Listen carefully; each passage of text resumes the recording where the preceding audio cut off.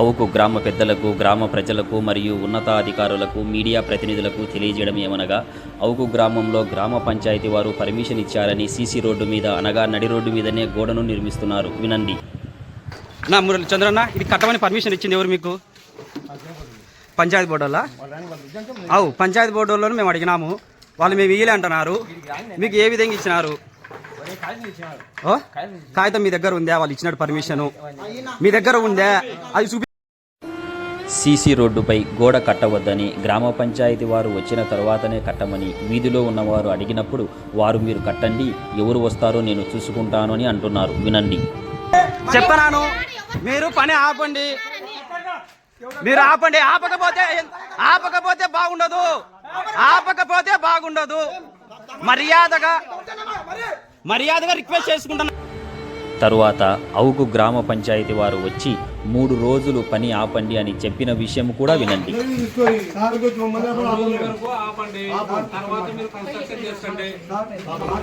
గ్రామ పంచాయతీ అధికారులు చెప్పినా వినకుండా కడుతున్నప్పుడు, కట్టవద్దు అని వీధిలో వారు వచ్చినప్పుడు కొట్టడానికి కూడా వస్తున్నారు. చూడండి.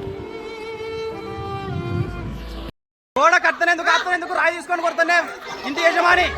అయినా అవుకు గ్రామ పంచాయతీ అధికారుల మాటను లెక్క చేయకుండా వారు సీసీ రోడ్డుపైనే మరియు వాకిలిని నిలబెట్టి సీసీ రోడ్డుపైనే మెట్లను మరియు గోడను నిర్మించుకున్నారు. చూడండి.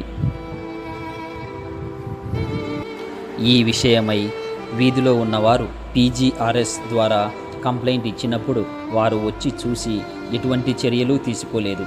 ఇప్పటికీ 6 నెలలు అవుతుంది.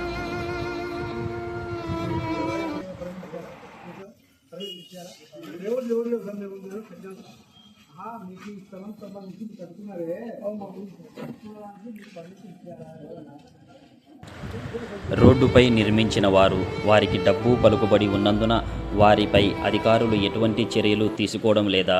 అదే డబ్బు పలుకుబడి లేని ఓ పేదవాడి పరిస్థితి అయితే ఇది ఎక్కడో జరిగినది కాదు. అవుకు గ్రామంలో కుమరిదిడ్డి వీధిలో ఆంజనేయ స్వామి గుడి వెనుకాల జరిగినది. నంద్యాల జిల్లా.